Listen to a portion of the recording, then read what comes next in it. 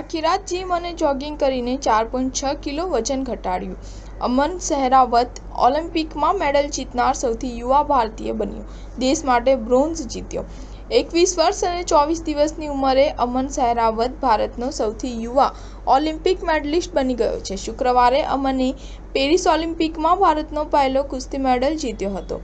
આ સાથે અમને ભારતીય કુસ્તીબાજોના વારસાને આગળ ધપાવ્યો છે, જેનો પાયો 1952માં બ્રોન્ઝ જીતીને કેડી જાધવે નાખ્યો હતો. ભારતીય કુસ્તીબાજોએ સતત 5મી ઓલિમ્પિક ગેમ્સમાં મેડલ જીત્યા છે. અમને જોરદાર એટેક અને સ્ટેમિના સાથે આ જીત હાંસલ કરી છે.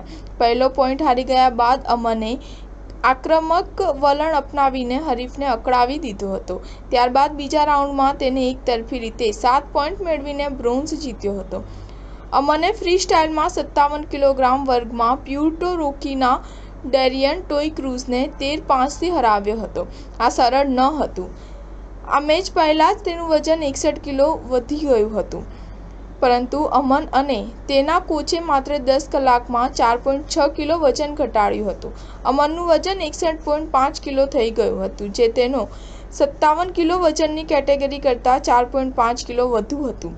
અહીં સિનિયર ભારતીય કોચ જગમંદર સિંહ અને વિરેન્દ્ર દહિયા સામે સૌથી મોટો પડકાર હતો કે સવારે વજન કેવી રીતે ઓછું કરવું. દહિયા સમજાવે છે કે તે એક મિશન જેવું હતું, કારણ કે વિનેશ સાથે જે બન્યું તે પછી અમે બીજો ઝટકો સહન ન કરી શકતા. 100 ગ્રામ વધારે વજન હોવાના કારણે વિનેશ ફાઇનલ માટે અયોગ્ય બની ગઈ હતી અને હવે તે કોર્ટમાં કેસ લડી રહી છે. કોચ વિરેન્દ્ર દહિયાનું મિશન કેવી રીતે પૂરું થયું? અમનનું વજનનું ઓછું કરતી વખતે તેને સેશનની વચ્ચે લીંબુ અને મધ સાથે હૂંફાળું અને થોડી કોફી પીવા માટે આપવામાં આવી હતી. ત્યાર પછી અમન આખી રાત કુસ્તીનો વિડીયો જોતો રહ્યો. દર કલાકે અમનનું વજન ચેક કરતો રહ્યો હતો. સ્ટાર ન્યૂઝ 7 હંમેશા સચ્ચાઈની સાથે.